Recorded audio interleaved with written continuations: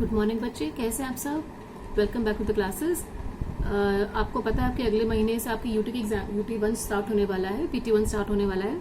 तो उसमें मैंने जितने भी टॉपिक्स आपको करवाए हैं पहले, उनका एक क्विक रिकैप करते हैं, हल्का सा रिविजन करते हैं। और इसके साथ में मैं आपको जो मैंने क्वेश्चन पेपर भेजा है, एक थोड़ा सा कार्यपत्रिका भेजी है, वो आप अपनी हिंदी कॉपी में करेंगे। जैसे कि आप स्कूल में करते थे, दोहराव मैम आपको कराती थी, दोहराव लिखने के बाद में आप उन प्रश्नों को अपनी कॉपी में करेंगे। उससे क्या होगा, आप जल्दी उसको रिवाइज कर पाएंगे। तो अभी मैं पहला टॉपिक ले रही हूँ आपका विशेषण। मैंने आपको वीडियो भेजा था विशेषण में, पूरा आपको मैंने समझाया था विशेषण क्या होता है, क्या उसके भेद होते हैं, सब कुछ आप उसको एक बार सुन लेंगे। और आप अभी छोटा सा हम लोग रिवाइज करते हैं। विशेषण क्या शब्द होते हैं बच्चों? विशेषण वे शब्द होते हैं जो संज्ञा और सर्वनाम की विशेषता बताते हैं। ठीक है, जैसे कि मैं आपको बोलूंगी ताजे फल, फल कैसे हैं? ताजे। 2 किलो फल, कितने फल? 2 किलो। तो कैसा और कितना से जो हमें पता चलता है वो कहलाता है विशेषण। अब वो चाहे विशेषण का गुणवाचक रूप हो या चाहे उसका संख्या हो, कुछ भी हो सकता है। या तो उसकी गिनती होगी या उसके आकार होगा, उसका प्रकार होगा, वो कैसा है, कितना, ये सब हमें पता चलता है। तो परिभाषित क्या बोलेंगे? परिभाषा में संज्ञा या सर्वनाम की विशेषता बताने वाले शब्दों को हम लोग विशेषण कहते हैं। अब विशेषण के भेद, विशेषण के 4 भेद होते हैं। पहला होता है गुणवाचक विशेषण।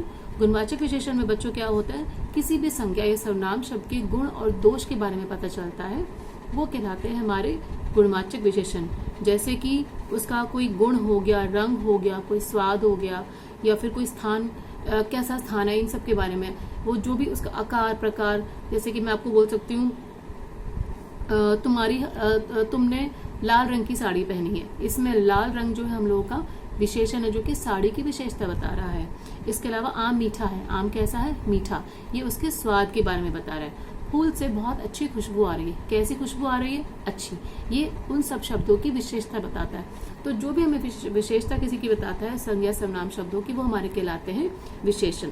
ये हमारे होते हैं गुणवाचक विशेषण, जो उसी गुण के बारे में बताते हैं, उसकी अवस्था के बारे में बताते हैं। बचपना, बुढ़ापा, मोटापन, जो भी सारे शब्द हमारे उसकी विशेषता बताते हैं, उसकी अवस्था के संज्ञा सर्वनाम के बारे में बताएंगे, वो हमारे कहलाएंगे गुणवाचक विशेषण। दूसरा हमारा होता है संख्यावाचक विशेषण।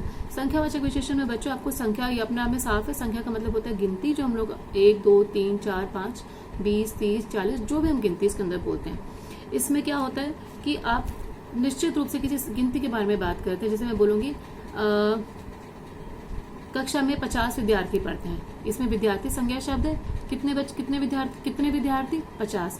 तो ये संख्या है, 50 एक संख्या, यानी कि 50।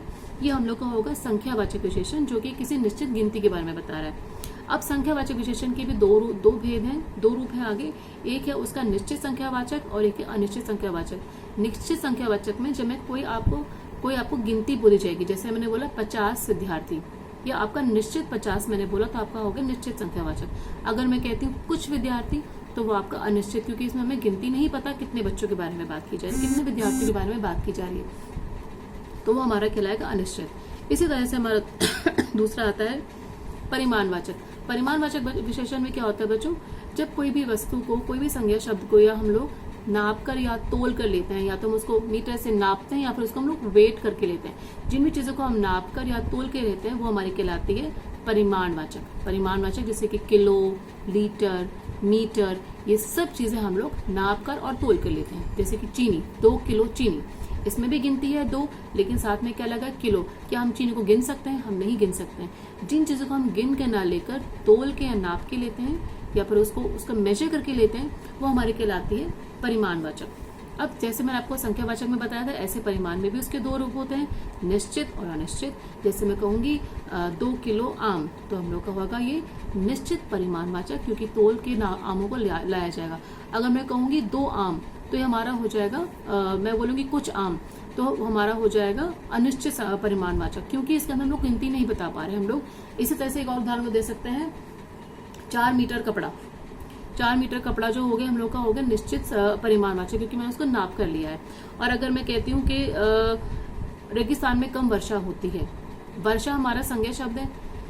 कम और ज्यादा ये निश्चित रूप से नहीं पता चल रहा हम लोगों को, तो वो हमारा हो जाएगा परिमाणवाचक में कोई भी ऐसी संज्ञा शब्द जिसको कि हम लोग गिन नहीं सकते। वर्षा को हम नहीं गिन सकते, हम लोग किलो के टमाटर को नहीं गिन सकते, टमाटर को हम लोग वेट करके लेंगे तो वो वेट में हम लोग नहीं लेंगे। दूध हो गया, पानी हो गया, हम बोतलों को गिन सकते हैं, दूध के पैकेट्स को गिन सकते हैं, लेकिन दूध को और पानी को हम लोग गिन नहीं सकते, वो हम लोग हमेशा तोल के ही लेंगे। पेट्रोल हो गया, ठीक है, तेल हो गया, ये सब चीजें हम लोग हमेशा तोल के लेते हैं, हम लोग कभी उनको गिन के नहीं लेते। हाँ, पैकेट्स हम लोग गिन के ले सकते हैं। पैकेट्स अगर हम बोलेंगे या हम लोग कोई उसको बोलते हैं तो हम लोग उसको संख्यावाचक में डालेंगे, लेकिन यहाँ पर हम लोग केवल पेट्रोल या तेल या पानी अगर बोलते हैं तो आपका परिमाण में आ जाता है। उसके बाद में भी निश्चित अनिश्चित आपको समझ में आ गया। अंत में हमारा था सार्वनामिक विशेषण। सार्वनामिक विशेषण में बच्चों क्या होता है, जिसमें कि कोई भी सर्वनाम शब्द संज्ञा से पहले लगता है और उसकी विशेषता बताता है। जैसे कि मैं बोलूंगी यह घोड़ा हमेशा तेज भागता है, इसमें घोड़ा शब्द हमारा संज्ञा है और यह एक सर्वनाम शब्द है जो कि संज्ञा से पहले लगकर उसकी विशेषता बता रहा है, वो हम लोगों का कहलाएगा सार्वनामिक विशेषण। इसके अलावा हम बोल सकते हैं वह लड़की अच्छा गाना गाती है, इसमें लड़की शब्द संज्ञा शब्द है, जातिवाचक संज्ञा है ये, और उसके बाद हमने क्या लगाया वह, तो वह हमारा सार्वनामिक विशेषण है जो लड़की शब्द की विशेषता बता रहा है। तो ये हमारा हो गया सार्वनामिक विशेषण। तो मैंने क्या आपको विशेषण के बारे में आपको बताया। इसके बाद में बच्चों हम लोग पढ़ेंगे विशेषण शब्दों की तुलनात्मक अवस्थाएं, जो मैंने आपको आपकी बार नया करवाया है। तुलनात्मक अवस्थाओं में बच्चे क्या होता है, उसकी 3 अवस्थाएं होती हैं। एक हमारा होता है, सबसे पहले हम लोगों का होता है मूलावस्था। मूलावस्था यानी कि जब किसी चीज का हम लोग किसी से कोई कंपैरिजन नहीं करते, हम सिर्फ उसके बारे में बोलते हैं। उसके बाद में हमारा होता है उत्तमावस्था। उत्तरावस्था, उत्तरावस्था जो उससे हम किसी के 2 चीजों को अगर हम लोग आपस में कंपेयर करते हैं। और उसके अंत में हमारा आता है उत्तम अवस्था, जो हम लोग 2 या 2 से ज्यादा उसकी हम लोग या तो उसकी तुलना करते हैं या फिर हम उसकी तुलना करते हैं या फिर उसके कम या ज्यादा हम लोग बताते हैं।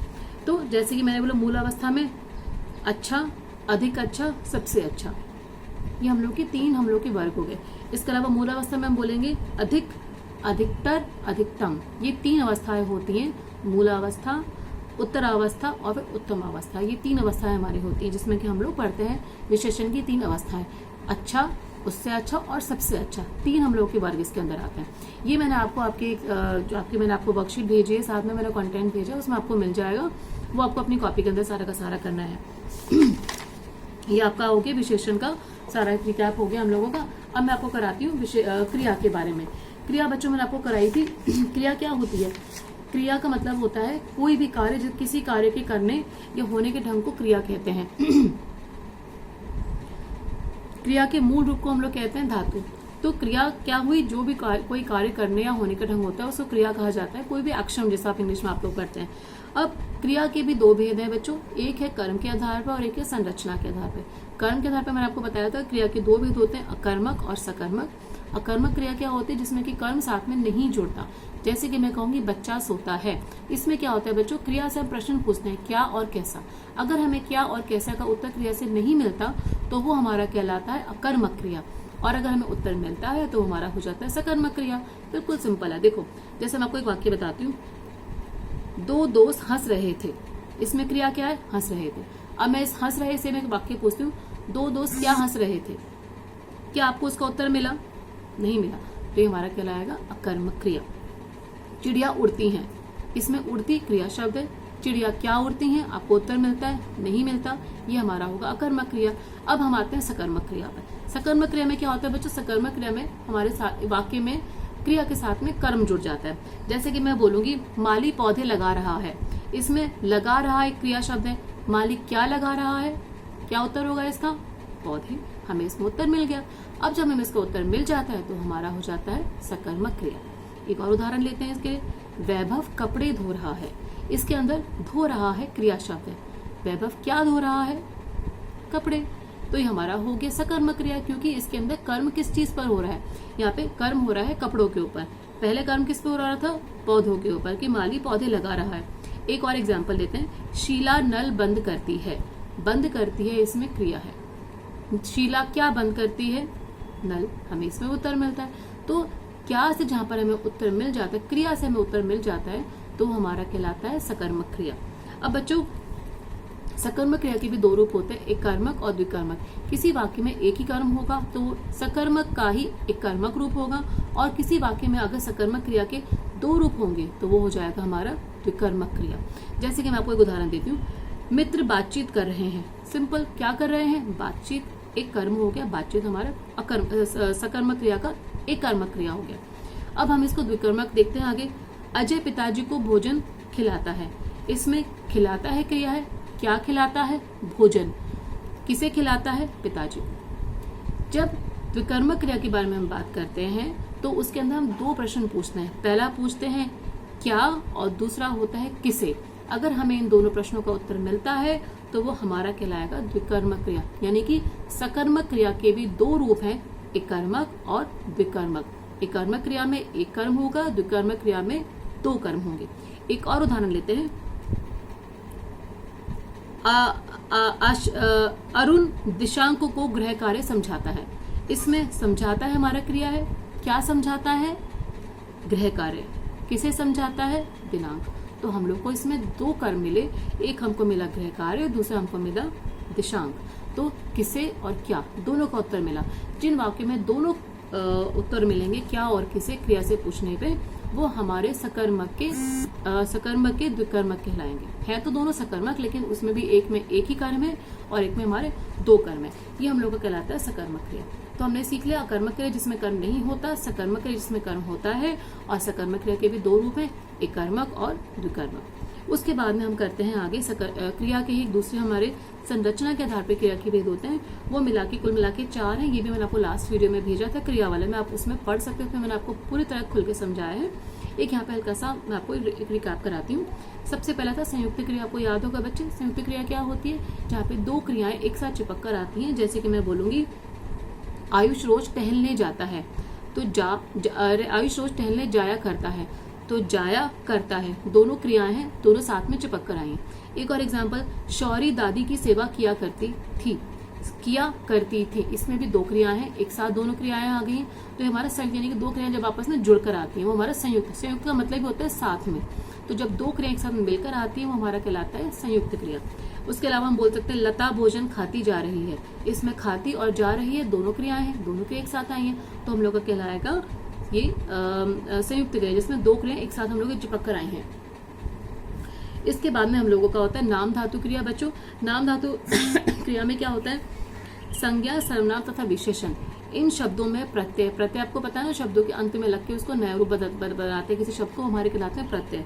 तो संज्ञा, सर्वनाम तथा विशेषण शब्दों में प्रत्यय लगा के जो क्रिया बनाई जाती है वो कहलाती है नाम धातु क्रियाएं। जैसे कि बातें से बतियाना या बतियाती, थरथराने से थरथराता, थरथर से थरथराता, शर्म से शर्माना, टक्कर से टकराना, लालच से ललचाना, चिकना से चिकनाना, तोतला से तुतलाना। ये सारे के सारे शब्द बच्चे नाम धातु हैं, जिसमें कोई कुछ क्रिया है, कुछ आपकी विशेषण है, कुछ आपकी संज्ञा है। ये सब शब्द जो है इनके आगे हम जो दूसरे प्रत्यय लगा के उनको नया बना देते हैं शब्दों को, और वो विशेषण बन जाते हैं, विशेषता बन जाते हैं। वो हमारे कहलाते हैं नाम धातु क्रिया कहलाती हैं सारी के सारी। उसके बाद में हमारी आती है प्रेरणार्थक क्रिया। प्रेरणार्थक क्रिया बच्चों मैंने क्या समझाई थी आपको? प्रेरणार्थक का मतलब होता है जब हम किसी को प्रेरणा देकर, किसी खुद ना करके हम किसी से कोई काम करवाते हैं। जैसे कि मैं एक आपको उदाहरण देती हूँ, बहन भाई से नाव चलवाता है, पिताजी सहयोगी से उपहार भिजवाते हैं। मतलब इसमें कार्य खुद ना करके हम किसी और से कार्य करवाते हैं। जैसे कि हम बोलते हैं माँ माली से पौधों को पानी दिलवाती है। तो करवाना, दिलवाना, समझाना, ये सारे कार्य खुद ना करके हम किसी और से कराते हैं, वो हमारे कहलाते हैं प्रेरणार्थक क्रिया। प्रेरणार्थक क्रिया के भी दो रूप है बच्चे, प्रथम प्रेरणार्थक और द्वितीय प्रेरणार्थक। प्रथम प्रेरणार्थक में क्या होता है? लता श्रोताओं को गीत सुनाती है, प्रथम प्रेरणार्थक, काम किया उसने। द्वितीय में क्या होता है? माँ ड्राइवर से गाड़ी चलवाती है, ये द्वितीय प्रेरणार्थक हो गया आप लोग का। एक में कार्य खुद से करना था, एक में कार्य हमने किसी से करवाया। ये हम लोग का कहलाता है प्रथम प्रेरणार्थक और द्वितीय प्रेरणार्थक। हाँ, बस इसमें एक होता है जो प्रथम प्रेरणार्थक में जो कर्ता होता है वो भी उसमें शामिल होता है, पर वो कार्य दूसरे से करवाता है, वो द्वितीय प्रेरणार्थक में आ जाता है। हम लोग उसको द्वितीय प्रेरणार्थक में डालते हैं। इसको हम ऐसे कर सकते हैं, सोना। अब इसके मैं आपको 3 रूप बताती हूँ क्रिया का पहला होगा सोना, सुलाना, प्रथम प्रेरणार्थक, सुलवाना, पढ़ना, पढ़ाना, पढ़वाना, पीना, पिलाना, पिलवाना, धोना, धुलाना, धुलवाना। ये हमारे प्रेरणार्थक क्रियाओं की एक सूची मैंने आपको बताई, जिसमें कि एक कार्य खुद से करना, एक कार्य किसी से करवाना। ये हमारी दो क्रियाएं आ गई। प्रथम प्रेरणार्थक में कार्य खुद करते हैं या फिर किसी से को हम लोग प्रेरणा देते करने के लिए, और द्वितीय प्रेरणार्थक में कार्य किसी से करवाया जाता है, खुद ना करके किसी को प्रेरणा दी जाती करने के लिए। इसके बाद में अंत में हमारा आता है पूर्वकालिक क्रिया। पूर्वकालिक क्रिया बच्चों क्या होती है, जब कोई क्रिया, इसमें भी दो, जैसे आपको मैंने पहले बताया था संयुक्त क्रिया, उसमें दो क्रियाएं चिपक कर आती हैं। इसमें दो क्रियाएं चिपक कर ना आके दो क्रियाएं तो आएंगी, लेकिन इसके साथ में एक बीच में थोड़ा सा गैप आ जाता है। जैसे कि मैं आपको बताती हूँ, राजू दूध पीकर पढ़ेगा, पीकर पढ़ेगा, मतलब दो क्रिया एक साथ आई हैं, इसके बीच में हम लोगों ने कर लगा दी, यानी कि पहले कार्य करेगा और उसके बाद में दूसरा कार्य करेगा, यानी कि दो क्रिया है, लेकिन एक क्रिया करने के बाद में दूसरी क्रिया की जाएगी। इसके अलावा हम बोल सकते हैं जैसे डॉली कुत्ते को देखकर डर गई, पहले उसने देखा और फिर वो डर गई। इसमें भी दो क्रिया हमारी आई है, लेकिन दोनों क्रिया हम लोगों की अलग अलग हैं। इसके बीच में पहला देखा उसने, उसके बाद में वो डरी, तो दो क्रिया इसमें भी, लेकिन उसके बीच में अंतराल आ जाता है। तो जहाँ पे दो क्रिया अलग अलग आती हैं उसको हम कहते हैं पूर्वकालिक क्रिया। एक क्रिया का असर दूसरी क्रिया पर पड़ता है, ठीक है। ये हम लोग का हो गया पूर्वकालिक क्रिया। तो ये हम लोग का, मैंने आपको समझाया क्रिया के बारे में, विशेषण मैंने आपको समझा दिया और मैंने आपको क्रिया आपको समझा दिया। ये दो चीज आपको अपना, इसके रिलेटेड मैंने क्वेश्चन आपको दिए हुए हैं, आपको लिंक में मिल जाएंगे, आप उसको पढ़ेंगे और उसको क्वेश्चन आंसर को अपनी कॉपी में करेंगे दोहराव लिख के। इसके अलावा मैंने आपको औपचारिक पत्र और अनौपचारिक मैंने पत्र बताए थे, कब मैंने करने के लिए दिया, मैंने उसको उदाहरण आपको बताए दिए हुए हैं, उसको देखकर आप समझेंगे और अपने हिसाब से लिखेंगे। सबसे पहले बच्चों समझ लो औपचारिक और अनौपचारिक में क्या फर्क होता है। जो भी औपचारिक पत्र होते हैं बेटा, औपचारिक पत्र का मतलब होता है ऐसे पत्र जो कि आप किसी कार्यालय में, किसी ऑफिस में या कहीं पे हम लिखते हैं, जहाँ पे हम लोग थोड़ा से अलग तरह की भाषा का प्रयोग करते हैं। उसमें हम लोग ज्यादा, बस जितना चाहिए हम उतना ही लिखते हैं, ज्यादा कुछ, जितना काम होगा उतना ही लिखेंगे, उसमें हम ज्यादा शब्दों का प्रयोग नहीं करते, अप टू द मार्क, जितना हमको चाहिए उतना हम लिख के उसको खत्म करते हैं। और अनौपचारिक में हम लोग क्या करते हैं, हम लोग अपने सगे संबंधियों को, अपने मित्रों को, अपने माता पिता को, अपने जो रिश्तेदार होते हैं उन सबको हम लोग को लिखते हैं, वो हमारे कहलाते हैं अनौपचारिक अनौपचारिक पत्र, जिसमें कि हम लोग समझाते हैं, अपनी बातों को बताने की कोशिश करते हैं, उनका हालचाल पूछते हैं। और औपचारिक पत्र में हम हालचाल नहीं पूछते, हम सीधा अपने जो बात होती है वो लिख के उसको खत्म करते हैं, इसमें हम विषय लिखते हैं। औपचारिक पत्र में हम लोग विषय लिखते हैं, हम उसमें जो भी हमारा कंटेंट होता है, जो भी अंदर होता है, उसकी रूपरेखा होती है, उसे एक छोटा सा हम लोग ऊपर लिख देते हैं कि ये पत्र किसके बारे में हम लोगों ने लिखा है। जैसे कि आप प्रार्थना पत्र अपने स्कूल में लिखते हैं, आपको याद होगा, जब आप छुट्टी लेते हैं तो आप एक एप्लीकेशन अपने स्कूल में देते हैं, वो हमारा औपचारिक रूप होता है। एक प्रार्थना पत्र एक औपचारिक रूप है। अगर कोई आप कहीं जॉब के लिए जाते हैं, कहीं नौकरी के लिए जाते हैं, उसके लिए आप एक एप्लीकेशन लिखते हैं, वो भी आपका औपचारिक रूप है पत्र का। और इसके अलावा किसी आप शिकायती पत्र होते हैं, जैसे कि आपके शहर में अगर पानी नहीं आ रहा है, आपके क्षेत्र में पानी नहीं आ रहा है, बिजली की दिक्कत है, या कोई चोरी की हम लोग शिकायत लिखते हैं, ये सारे के सारे पत्र जो होते हैं ये औपचारिक पत्र होते हैं, जिनके अंदर के हम लोग बिल्कुल लिमिटेड, कम से कम शब्दों का प्रयोग लिख करके अपनी बात को उनके सामने रखते हैं। ये हमारे कहलाते हैं औपचारिक पत्र। और अनौपचारिक पत्र क्या होते हैं, जो हम लोग अपने दोस्तों को, अपने रिश्तेदारों को, अपने बड़ों को, अपने छोटों को हम लोग लिखते हैं, उनका हालचाल पूछते हैं। उसमें हम लोग सबसे पहले उनको संबोधन करते हैं, जो अगर हमसे बड़े हैं तो उनको हम नमस्ते लिखते हैं। हमारे साथ के कोई हमारे हम उम्र है या हमारे दोस्त हैं तो हम पूछते हैं कैसे हो, अपने से छोटे तो उनको बहुत सा प्यार, ऐसे करके हम लिखते हैं, तो वो हम लोग का कहलाता है अनौपचारिक पत्र। उसके बाद में हम लोग हालचाल पूछते हैं एक दूसरे का, उसके बाद में हम अपने बारे में बताते हैं। और जिस विषय, जैसे किसी के जन्मदिन के विषय में आपने किसी को जन्मदिन पे बुलाने के लिए लिखा, तो आप लोग उसको निमंत्रण पत्र देते हैं। या अगर आप किसी के फंक्शन पे नहीं जा पाए तो आप उसमें माफी मांगते हो कि मैं नहीं आ पाया। यदि आपको कोई गिफ्ट मिला, आपके किसी बड़े ने आपको कोई तोहफा भेजा है, तो आप उनका रिप्लाई करते हो, उनका धन्यवाद करते हुए पत्र लिखते हैं अपने नाना नानी हो गए, दादा दादी, जो भी आपके सगे संबंधी है, जिसके लिए आपको पत्र लिखने का आपको टॉपिक दिया जाएगा। तो ये हमारे कहलाते हैं अनौपचारिक पत्र, जिसमें कि हम लोग को कुछ भी फॉर्मेलिटी की जरूरत नहीं होती है। तो दो तरह के पत्र होते हैं। तो ये क्वेश्चन मैंने आपको दिया है आपको कि औपचारिक और अनौपचारिक पत्रों में अंतर स्पष्ट करो। ये जो मैंने आपको सब बताया, ये आप इसको समझ के अपने पास से एक आंसर लिखेंगे, उसके अंदर हो सकता है आपको एग्जाम में भी ये चीज आए। तो ये सब चीजें आप लोग ढंग से समझ लीजिए। और जो उसकी रूपरेखा है, जो उसका फॉर्मेट है पत्रों का, वो मैंने आपको भेजा है पहले वाले वीडियो में। पूरा मैंने आपको संग में वीडियो में भी आपको लिंक पे मैंने भेजी है, उसकी रूपरेखा भेजी हुई और साथ में एग्जाम्पल्स भेजे हैं। अभी आपको दो पत्र लिखने के लिए दिए गए हैं, औपचारिक और अनौपचारिक, वो आप रिवीजन करके अपनी कॉपी के अंदर लिखेंगे। ठीक है, ये हम लोग का रिवीजन अभी 3 टॉपिक्स का हो गया। बाकी जो आपके टॉपिक्स बचे हैं वो मेरा सेकंड वीडियो में आपको नेक्स्ट वीक में आपको समझा दूंगी। तो अगर आपको कुछ भी दिक्कत होगी, आपको पता है आज शुक्रवार है, आज शाम को 1 घंटे के लिए आपको वीडियो खोला, व्हाट्सएप का जो ग्रुप है उसमें मैं विंडो ओपन होगी। आपको कुछ भी चीज समझ में जो नहीं आ रही है या आपको लगता है कुछ आपको कुछ और सब पूछना है तो आप उसमें पूछ सकते हैं। आपको 1 घंटे के लिए आपका विंडो ओपन रहेगी 5:30 से 6 बजे तक। शायद मैं आपको टाइम लिख के अभी थोड़ी देर में बता दूंगी। आप उसके अकॉर्डिंग अपने क्वेश्चंस को पढ़िए, समझिए। जो आपको समझ में नहीं आ रहा है आप अपने टीचर से पूछ सकते हैं। ठीक है, ऑल द बेस्ट।